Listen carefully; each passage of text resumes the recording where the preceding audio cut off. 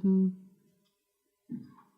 sanau bhunaktu saviryam karvavahai tejasvinabadhitamastu ma vitvishavahi. Om Shanti Shanti Shanti. May Brahman protect us. May he guide us. May he give us strength and right understanding. May love and harmony be with us all. Peace, peace, peace be unto all. Vedantasara of Sadananda Yogendra, quintessence of Vedanta.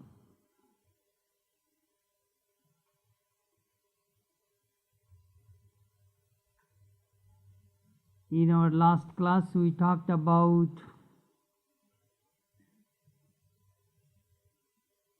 disciplines to practice Vedanta. There are 4 external disciplines: discrimination, dispassion, self-control, and burning desire for liberation. And 3 internal disciplines: hearing, reflection, and meditation. We discussed hearing, how to hear, elaborately in our last 2-3 classes. There are 6 methods of hearing. If you hear something, you must be careful to watch that theme, the beginning and the conclusion, whether they tie together or not. Second, repetition.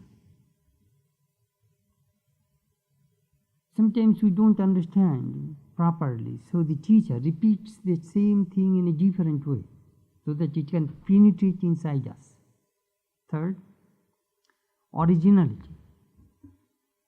That this theme which you are hearing is something original. A Brahman, absolute reality, is very original. It never becomes old. It is ever fresh. Why? Why it is ever fresh?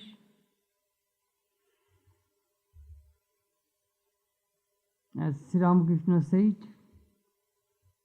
this word Brahman is never defiled. Expression killeth, destroyeth. This Brahman is beyond expression.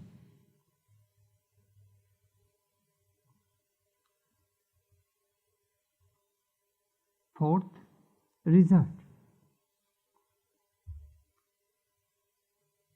If I practice spiritual disciplines, what shall I get? Even a stupid person will not start any work without knowing the result. I want the result. What is the result? Why should I do it?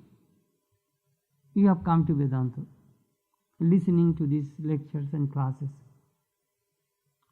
You inquire, you ask yourself, what shall I get? Why should I go there? If I work in outside 1 hour, perhaps I can make some money. Why should I go and sit 1 hour and listen to the Swami? Result. I want some result. Then eulogy.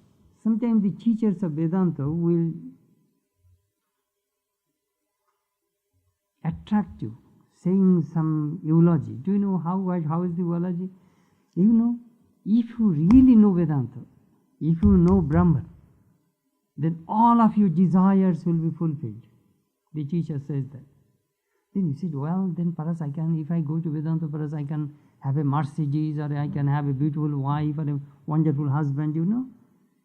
Because the Vedanta Upanishad says that. Jata kamacharo bhavuti, whatever desires you have, instantly will be fulfilled. If you are a knower of Brahman, you will not have to wait. So that is called eulogy. I am just trying to attract you, saying all these results. You will get this one. Do you know what will happen? When you will know Brahman, all of your desires will will collapse. No desire will arise in your mind. You will, at that time, do you know what you will think? I got the highest, now I want this lowest little bit things.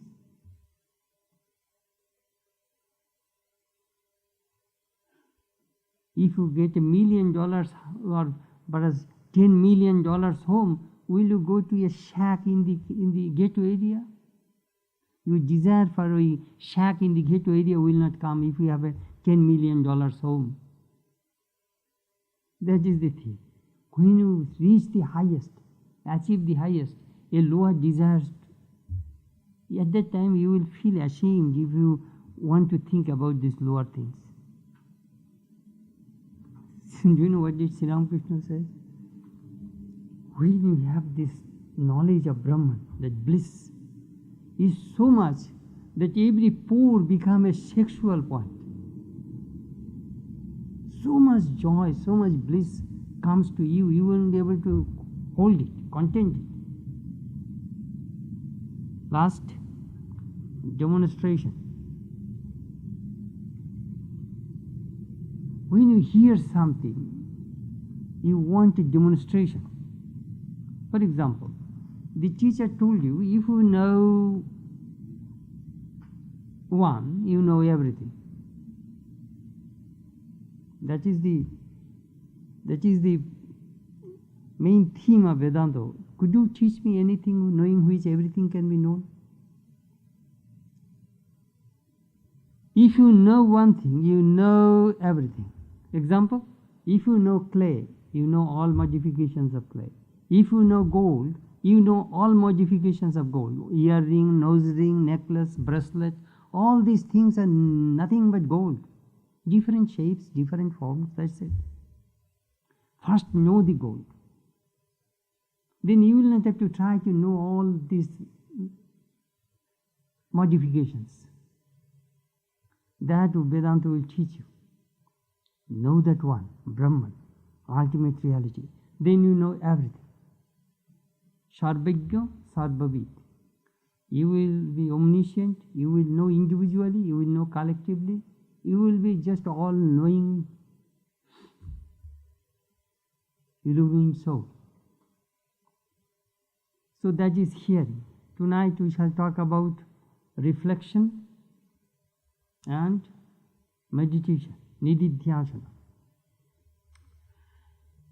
I shall tell you another story of hearing. Once a young boy was sent by his villagers to Benares for higher education. This boy was extremely bright, precocious boy, precocious. He was brilliant. So the villagers thought that if we train this boy, he will enlighten us. So he was sent to Benares. He got higher education, master's degree. And the teacher of Vedanta told him, you are really good student. I shall teach you a few books on Vedanta. So he was trained by that monk. And he came to the village back. He came to his native village, came back, and the villagers received him with great pomp and, in a wonderful celebration, and made him the teacher. Every evening all villagers would come to him, he would teach Vedanta, Ramayana, Mahabharata, the holy scriptures. And people paid respect to him, paid him, offered many things to him. And he led life a very pure, like a monk, he was a monk. Then in course of time, he developed leprosy. Villagers thought that, it is very contagious, so we cannot keep him here. So at the same time, he was the teacher. So he understood that his predicament. He told the villagers, look, I shall leave this village and I shall live in the cave nearby. You people give me a little food, and I shall pass my days in contemplation and meditation in that cave. So the villagers agreed. They, with tearful eyes, they gave him a send-off. And this monk told his life story to another monk who was living in a nearby cave. You know, this leprosy is a boon in my life. With that monk in Benares taught me Vedanta. Now I am no more a teacher. Full time I practice this Vedanta in my life. And I have so much joy and happiness I cannot tell you.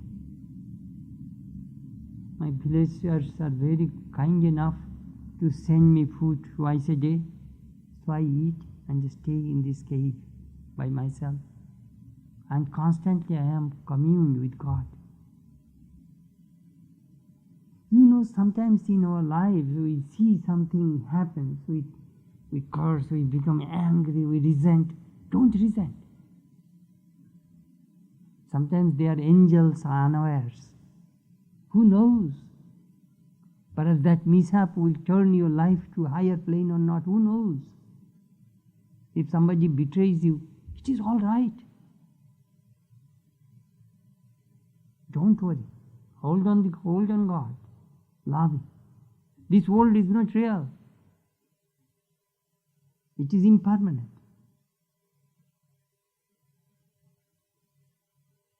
Really, when you will die, nobody will go with you except your karma, your dharma, your action, your impressions.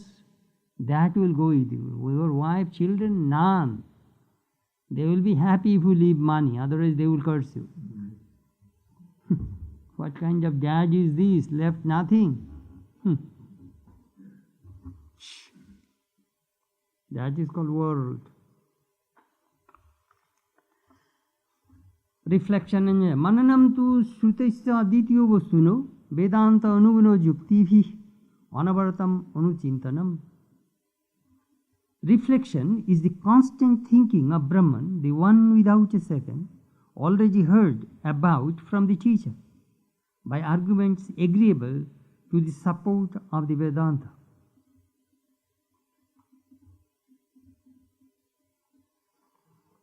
I knew a Vedanta teacher. He was a real good teacher. Do you know what he would do? He will teach you one book and then he will ask his students, "You get away from me. Practice 1 year what I taught you. Then come, then I shall teach you the next book. Only you hear and hear and hear, you don't practice. That is no good. He won't teach too much. I shall give you one lesson, practice it." Swami Prabhupada told me, he went to Swami Turiyananda, a disciple of Sri Ramakrishna, who was a knower of Brahman, came to America in 1899 and taught Vedanta for 3 years. So Prabhupada went to Swami Turiyananda, asked, "Swami, could you teach me Gita?" "Sure, come tomorrow." He went to the next day. "Listen, young man," Swami Prabhupada was the head of the Vedanta Society of Southern California for 53 years. I worked with him for 5 years, from 71 to 76. In 76 he died. He said, "My boy, read one verse of the Gita, memorize it, try to understand its meaning, practice it. If you do, until and unless you get experience of that verse, don't take the next verse. This is my first class and this is my last class for you."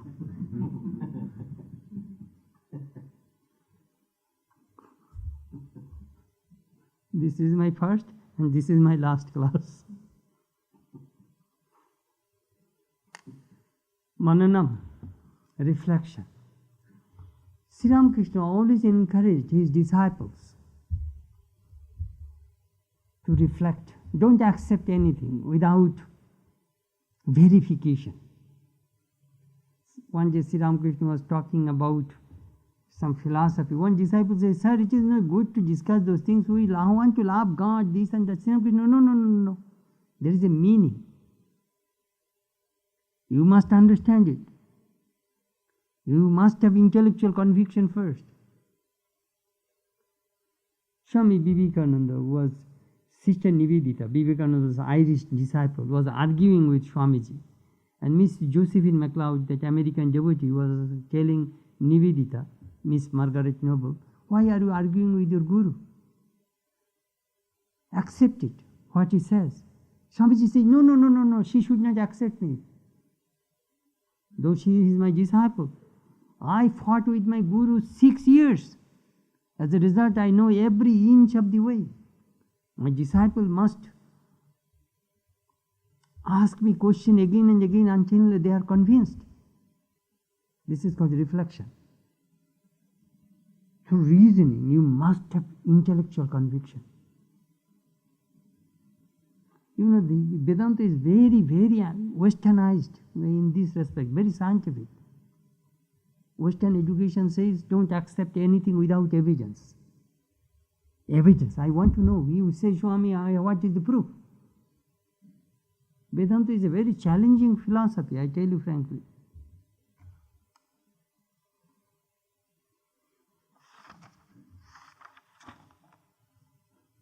Sri Ramakrishna always asked his disciples, Bajiyenivi, as a money changer checks the coin whether it is fake or not, like that test me. Sangshay. A reflection destroys one of our worst enemies. Do you know what is that? Doubt. We have so many doubts. There are 3 kinds of doubt.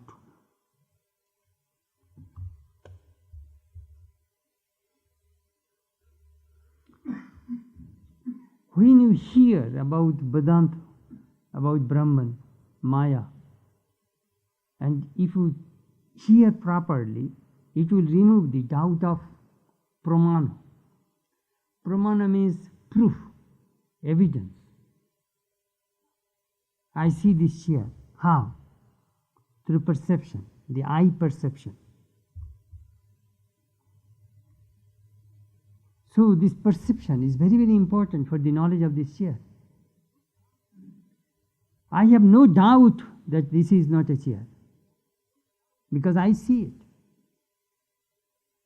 Just see. Then, prameyogato sandeho. Prameyogato means I want to prove that whether it is a chair or not.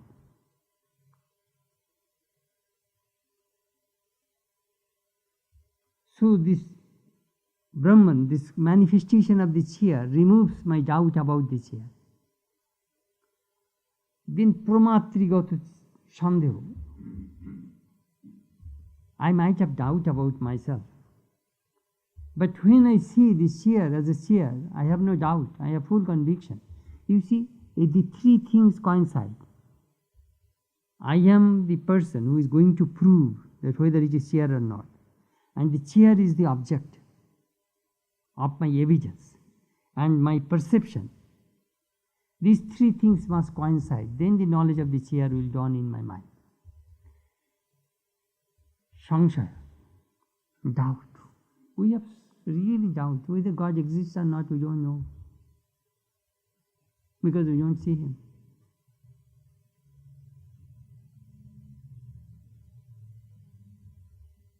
We don't see Him. We don't see many things. Western people, do you know what is, not Western people, everybody thinks that, Swami, if I do not see, that means that thing does not exist. We want to perceive it through the senses. You have not seen Calcutta. That doesn't mean Calcutta does not exist. I am coming from Calcutta. I was brought up in that city. I know that city very well. But you do not know. If I say Calcutta does not exist, you would say, no, Calcutta exists. I have seen in the map, it is a big city in India. Yes, there is a place called Calcutta. How do you know? From the geography, from the map, and from the people who came from Calcutta. Similarly, there are some people who have seen God, realized God, and came back and told us God exists. You will have to believe these teachers. Well, sir, I do not believe it. That is Swami Vivekananda's problem. He used to run like everybody. Have you seen God? Have you seen God? And the Sri Ramakrishna said, yes, I have seen God, and I can show you also. He never heard such thing from anybody in his life. Christopher Richard wrote, when Vivekananda was converted, the whole Western world was converted. God exists. And he had the direct experience. The Monanam,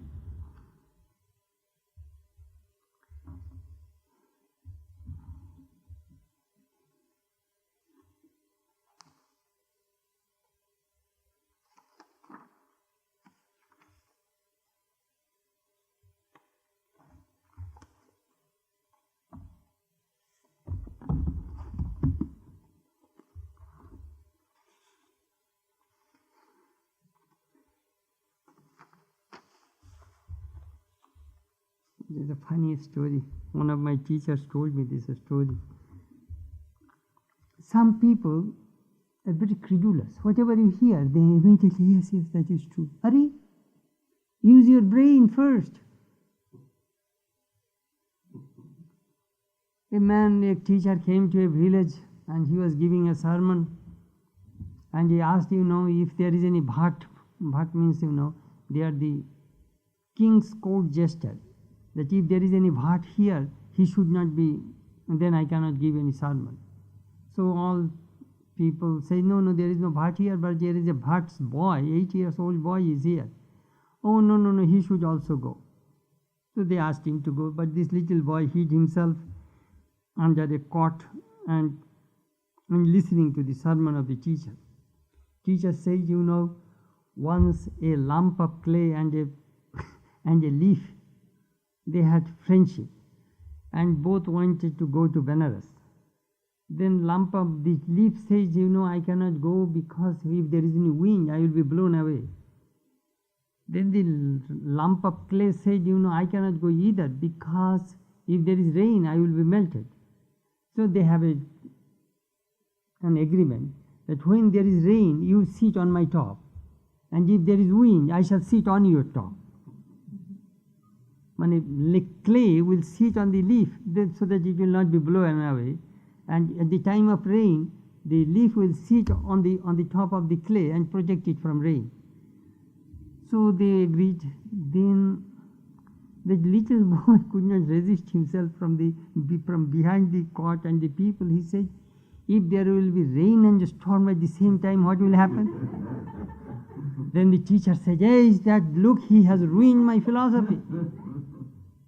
He has ruined my philosophy, you see. Use your brain first. Funny story.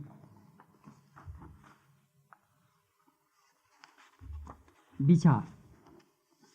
Vicharat moksha. The scripture says, from discrimination comes liberation.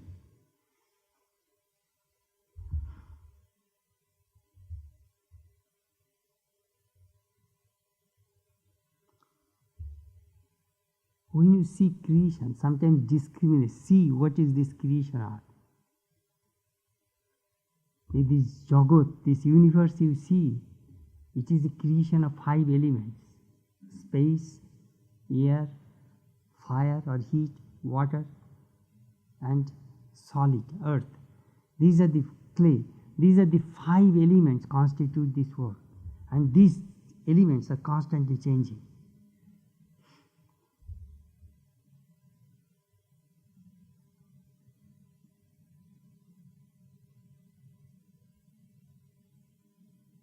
There is another kind of creation, human creation. Creation by human beings, civilization, culture, religion. These are all human creation. And see the problem. So much fighting are going on in the name of religion. Your culture, my culture, Western culture, Eastern culture. So much conflict.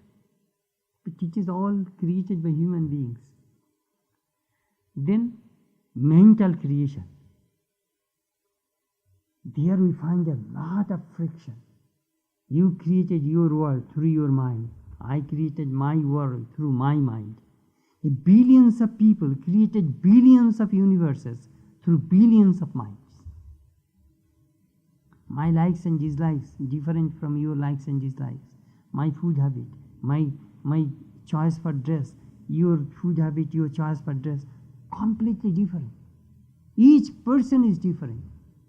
Who created it? Cultural division, language, so many, society, laws, good and bad, food, education, scripture, different countries, all different. Behind all this diversity, Vedanta found unity. That is one of the main aspects of Vedanta philosophy, unity in diversity. Between all these human beings, there is one unity, consciousness. Same consciousness pervades in you, in me, in all. The robber, murderer, lion, giraffe, zebra, all same consciousness pervades in everything, in every being. But each is different. Unity in diversity.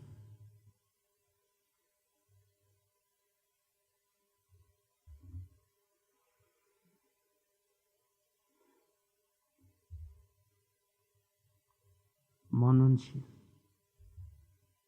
A reflection.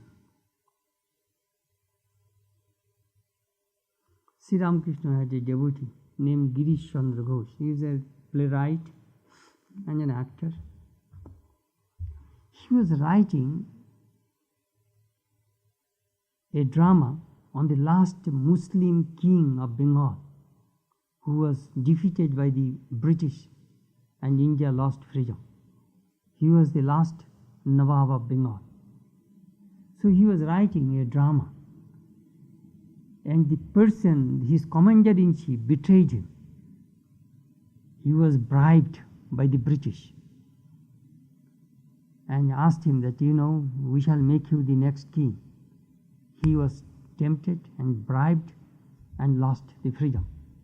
So this Girish Chandra Ghosh was depicting the character of that betrayer, the commander-in-chief. But his imagination was so strong. He was thinking of this Muslim, his long beard, his sunken eyes, his terrible look. His inside was full of venom. And when Swami Sadananda went to see him, he said, I am dreaming that betrayer. I am thinking that man so much that I am dreaming. At night time I dream him. Even I get the odor of onion from his mouth. Just see the power of his imagination. If you have that kind of imagination about God, you will see God. Imagination becomes realization. What are you doing? Day and night we are all imagining. Oh, he is my friend. He is my enemy. She is my well-wisher. She is not my well-wisher. He hates me. All these things are imagination. It is amazing. Watch your mind. Mananam. Well, what should you think? Think only about Brahman. For your living, of course, you will have to go to work, you need some money. Do that. Remaining time, think about your real self, Atman. That Sadananda Yogendra is telling us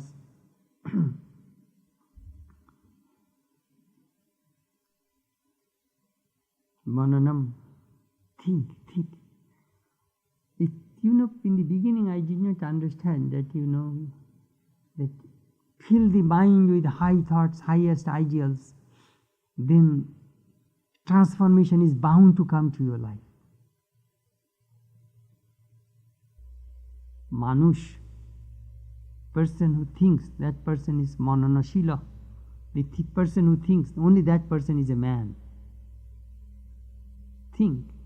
We are all thinking beings. What do you think? Day and night we think all garbage, rubbish, worldly things. You keep a record, the diary, that today how much time you spent for God, for thinking about God. Even not few minutes, not a few seconds even. We think all kinds of things in this world. And we want illumination, not so easy. Vedanto onugano jukti bhi anuvarata chintanam. Jukti. Through reasoning, think. Your teacher told you Brahman alone is the reality. You are that Brahman. Think about it. I am Brahman. I am that pure consciousness. But think I am Chetanananda, body, mind, organism. This is wrong. I am identifying with my body. That is wrong.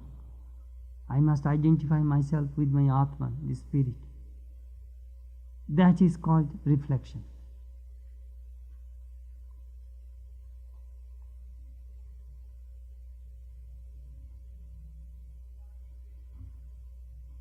Vijatiyo dehadi prattayo rita aditiyo bostu sajatiyo prattayo pravaho nididhyasanam.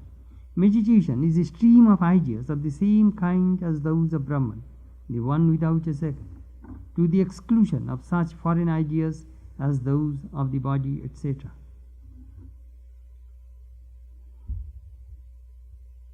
Vijatiyo. Vijatiyo means I am the body, I am Mr. So and so, I am this, I am that.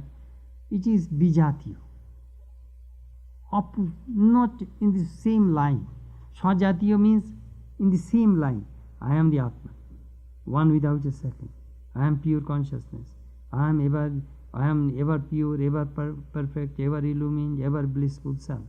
This is called Sajatiyo. Same way of thinking.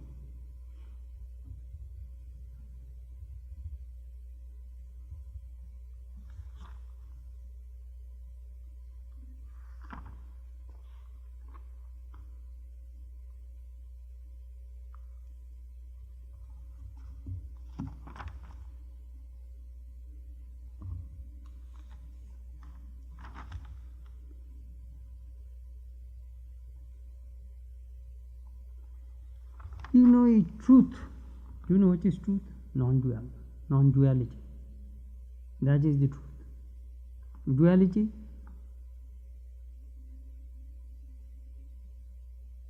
is not the ultimate truth. Relative truth. Truth is always one. It cannot be two.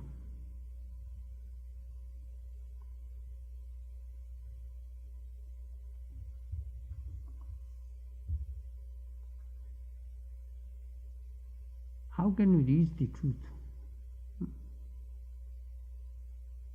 How can we transcend this duality? Remember, where there is duality, there is Maya, ignorance. It is Maya which creates this duality. When you see the chair as a chair, it is all right. When you see chair is something else, then it is wrong. When you see rope as a rope, it is all right. When you see snake on a rope, that is wrong. When do you see snake on a rope? In darkness. In bright light, you never, or in bright light, you cannot make a mistake. You see if there is any rope on the floor, you know it is a rope. Because bright light or bright sunlight, you can see the rope. You don't make any mistake. When do you make mistake? The moment it is dark. In darkness you make mistake. So when you see that duality, that means your mind is in darkness. You do not see right. If you see two moons, what does it mean? You have glaucoma. Moon is always one, there cannot be two moons. When you drive a car, if you have a double vision, you will make an accident. It would be a disaster. Today I went my non-driver's life, what is called identity card to the place where people go for driver's license. So I had to wait there for 2 hours.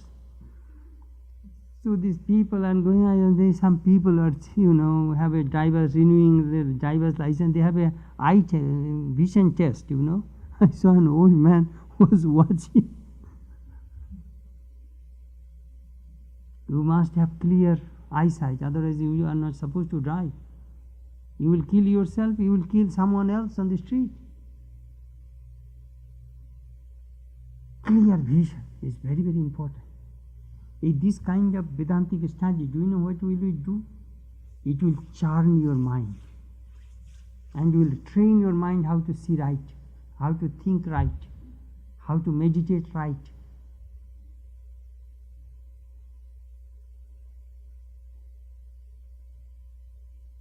Today I had an interview with a person. She is practicing some kind of pranayama 1 hour a day, breathing through the mouth. And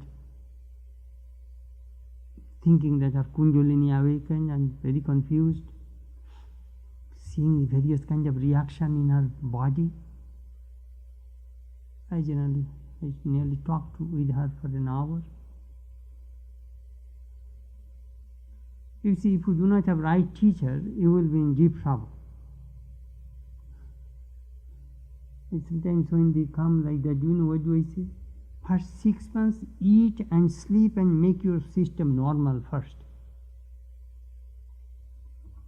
Otherwise, that kind of pranayama is very dangerous. So I have seen some people, their nerves are all the time shaky. Cannot talk. It is not easy to handle that kind of thing.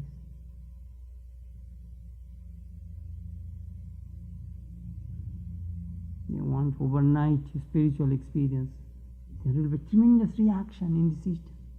Some people go out of mind.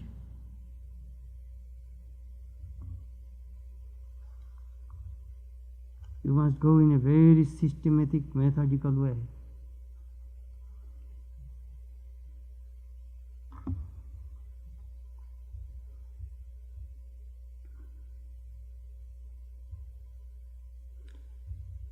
Some people think nididhyasana means meditation. Some people think nididhyasana means knowledge, experience. There are 2-3 schools are there. I shall not go in details. Manana means deep thinking, reflection. This book divided, manana means just thinking process, and nididhyasana means deeper thinking. There is a gradation of thoughts.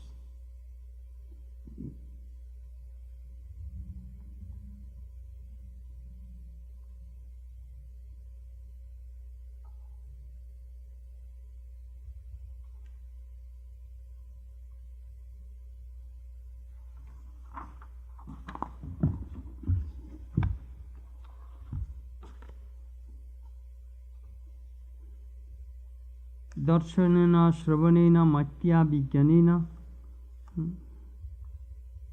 Quoting from Brihadaranyaka Upanishad. Atmavare drushtibhyo, shrutibhyo, mantibhyo, nididhyasitibhyo. This Atman should be realized. How? Upanishad says this Atman should be realized. How? First, shrutibhyo, hear about it. Mantibhyo, reflect on it. Nididhyasitibhyo, meditate on it. That is the way Atman will manifest. Well, this meditation, what will it do? It will remove your ignorance, darkness. Atman is self-manifested, self-luminous. It does not need any external things to manifest it. It is all the time there. We are completely unaware of it. Christ said, Kingdom of heaven is within you. It is all the time there. We are unaware of it. A knowledge destroys ignorance, and Atman remains manifest as it is. How to push this ignorance out? That is called spiritual life. How to push it out? Sun is all the time above St. Louis. It is a patch of cloud covered the whole St. Louis area, and you see dark. If you go by plane, perhaps this low cloud, above the cloud you can see bright sun. Within 10 minutes when you land at the Lambert airport, you see cloudy, rainy. But you say, I was rotating over St. Louis and saw bright sun. Look, I have seen the sun. That thing happens. Through meditation, we soar, we cut this cloud and go high and see the sun. That we will have to learn how to do it. You know, sometimes I ask people, don't read too many books, too many things at a time. Take one thing at a time, practice it, experience it, and then take the next thing. Otherwise your mind will be scattered with many things. 1 ounce of practice is more than 1,000 tons of theory. Practice.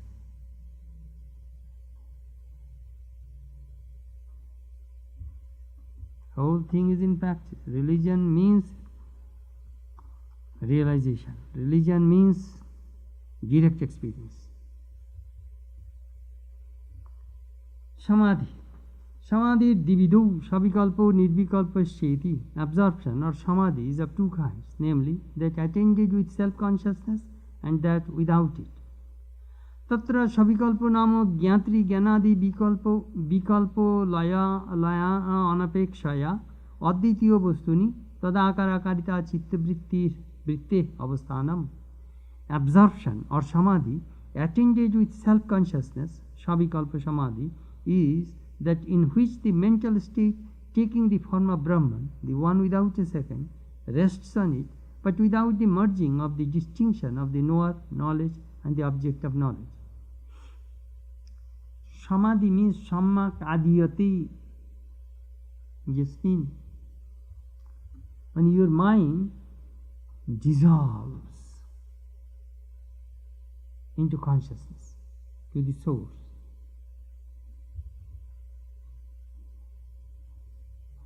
When does it happen?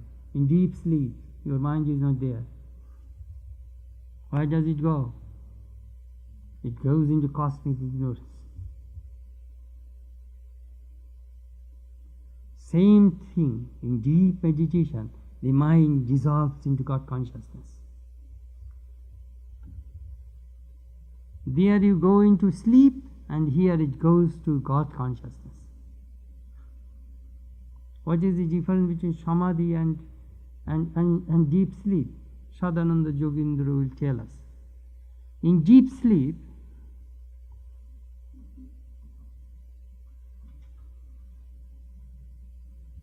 monovritti, the mental wave, thought waves of the mind, do not exist. But ajnana vritti, ignorance remains. When you come back from sleep, you say, my thief entered my room, took away my everything, I do not know anything. Your knowledge of not knowing anything is there. In deep sleep, remember, your ignorance, ajnana vritti remains, but monovritti, your mental wave, does not remain. But in samadhi, the mental wave remains. Brahmakara vritti, I am Brahman, that vritti remains. If there is no mental wave in samadhi, do you know what will happen? You will be dead. Completely dead. It is an amazing phenomenon. how these teachers of Vedanta explore every little things of human thoughts and ideas thousands of years ago. The Upanishad 4,000 BC, 4,000 BC. How these people explored the human mind, how it works, how it does not work. Amazing. Tada mridmayo gajadiyo abhimanyopi mridbhanivat dvaito bhanyopi advaitam vastu bhasati. In that state of knowledge of the Absolute manifests itself in spite of the consciousness of the relative. As when we know a clay elephant, etc., the knowledge of the clay is also present. Do you know what he is talking about? He is telling us that there are two kinds of samadhi, lower samadhi, higher samadhi. In the lower samadhi, name and form remain. For example, when I am seeing an elephant made out of clay, I have the knowledge of the clay and also I have the knowledge of the elephant. When I see the clay, I don't see the elephant. When I see the elephant, I don't see the clay. When I see this chair, I see the chair. But when I see the wood, I do not see the chair. It goes that way, Anyhow, he is talking about, thus it has been said, I am that Brahman, the intelligence, absolute, formless, like ether, supreme, eternally luminous, birthless, the one without a second, immutable, unattached, all-pervading, ever-consciousness. This kind of experience comes at that time. Try to understand this way. In Savikalpa Samadhi, three things remain: knower, knowledge, and knowable. Meditator, meditation, and the object of meditation. These three things. I am meditating on Sri Ramakrishna. I, meditator.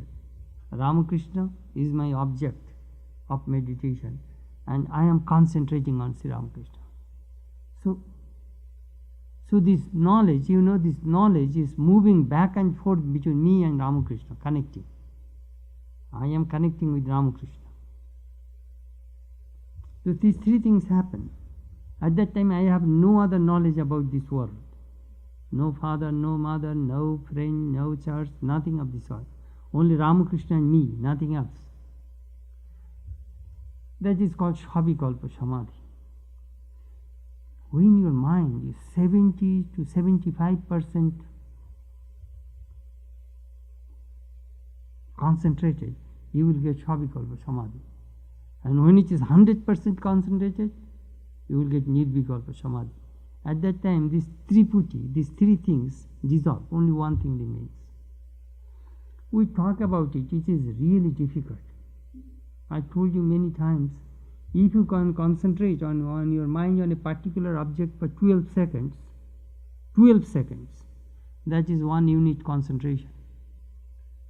12 seconds multiplying by 12 seconds means 144 seconds, means 2 minutes 24 seconds if you can concentrate your mind on a particular object, that is called 1 unit meditation. 144 seconds multiplying 144 seconds means 1728 seconds. Means 28 minutes some seconds. If you can concentrate your mind on a particular object, that is called 1 unit samadhi. Very difficult. But it is not impossible. Sri Ramakrishna, Swami Vivekananda demonstrated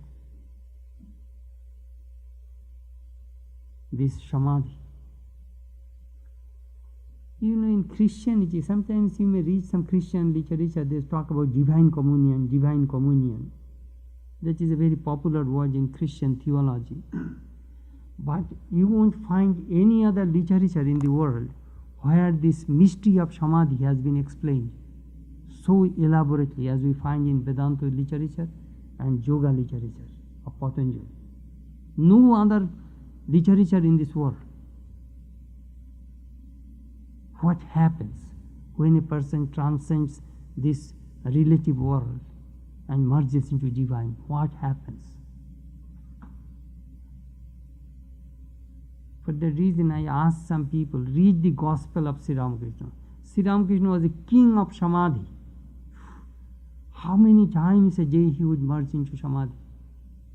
am recorded in the Gospel.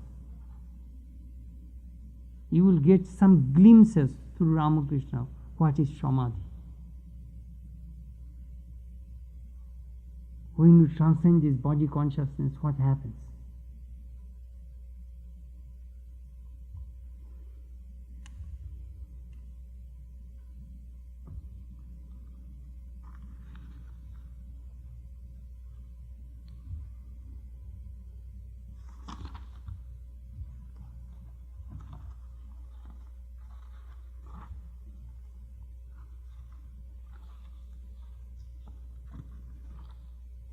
निर्विकल्पकोस्तु ज्ञात्री ज्ञानादि भेद लया अपेक्षाया अद्वितीय वस्तुनि तदाकाराकारिताया बुद्धि वृत्ति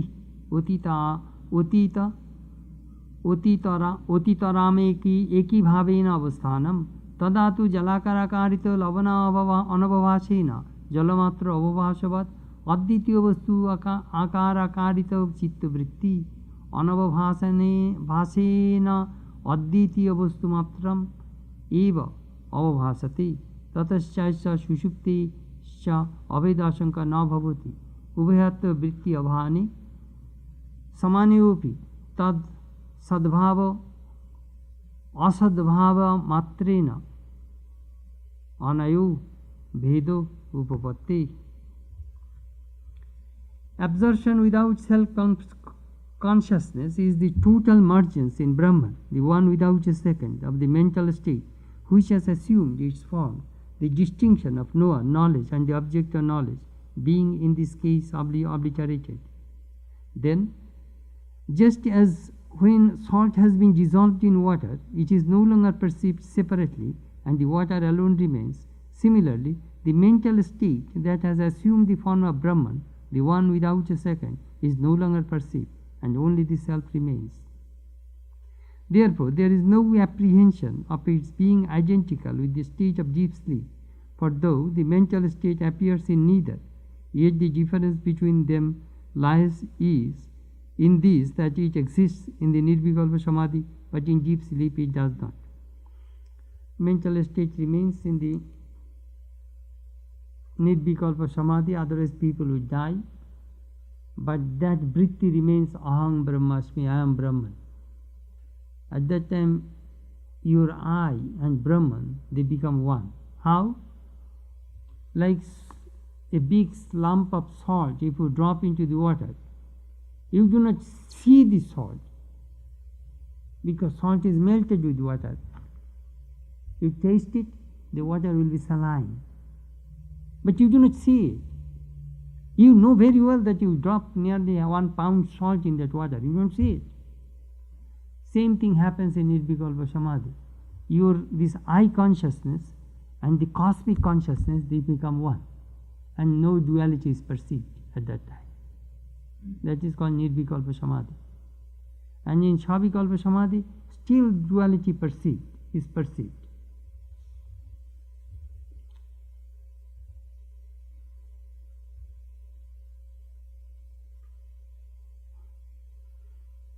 Once Swami Vivekananda was meditating at Kashipur Garden House when Sri Ramakrishna was alive in 1886. And Girish Chandra Ghosh was also meditating. But that place is full of mosquitoes. Girish could not concentrate. They are killing mosquitoes. And he saw Vivekananda sat for meditation, and his whole body is covered with mosquitoes like a black blanket. But complete emotionless, no body consciousness. No body consciousness.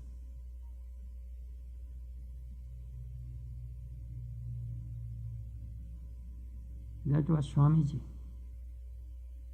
real knower of Brahman.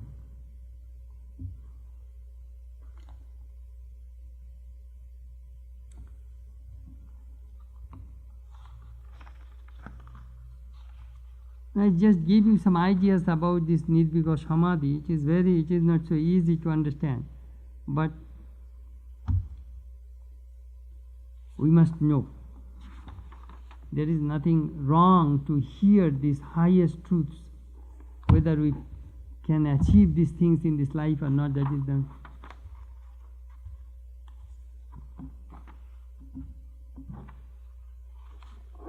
Please ask me questions.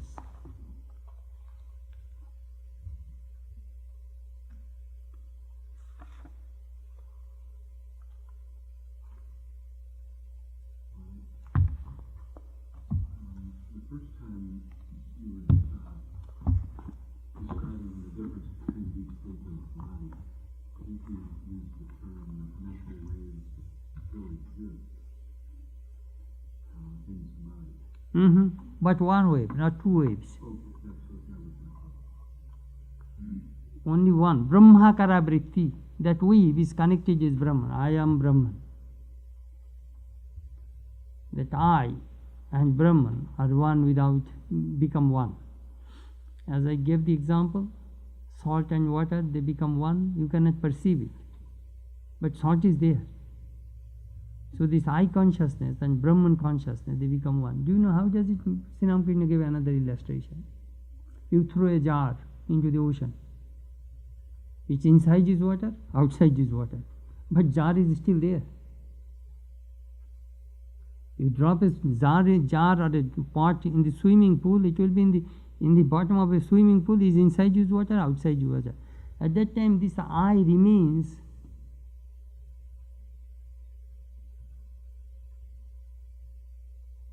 Sri Ramakrishna gave an illustration. It's like a shadow. Could you not, let me give an example. Here is a big piece of rope and you set fire. And the rope is on your cement floor or on your garage. The rope is completely burnt into ashes. But the form is there.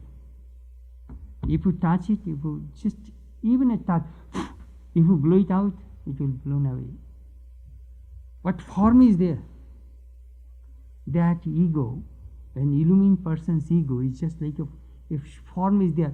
With that burnt rope, you cannot bind or tie anything because it is ashes. So, your illumined soul's ego is burnt into ashes. But do you know what? Vedanta scripture says, Ajnano leshat. These illumined souls, they keep a little ego. Akbar residue of ego, they keep it so that they can enjoy the leela of God, God's play. And if they do not keep a little ego, do you know what will happen? You will not get an illumined teacher. We need an illumined teacher who can testify, who can say, yes,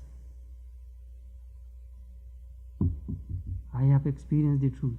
So we need an experienced teacher. Which Thakur for that reason said, Shankara, Ramanuja, these great teachers, after illumination, they kept Vidya-rami, knowledge ego, so that they can help the suffering humanity. If instant after illumination, if they die, then there will be no teacher, illumined teacher. And my teacher gave another example. Here is a 1000-watt electric bulb. Oh, from whole place comes dazzling light. And on the top is a little tar, thick tar, two black spots on the top. It does not disturb your light off. But 90% light coming from that electric bulb and 10% darkness, light is not coming through. It doesn't matter. So if your mind is 90% illumined and if 10% is rajas and tamas, other two gunas, it will not disturb your light at all. Our thing is just the reverse. Whereas 1 or 2% sattva and 90% tamas and rajas, so it is reversed. So we'll have to reverse it, you see. It is all play of gunas, 3 gunas, sattva, rajas and tamas. You are happy. Why? Because their mind is sattva guna. You are miserable. Why? Mind is tamas. You are restless. Mind of Rajas. Seeing the condition of your mind, you know where you are.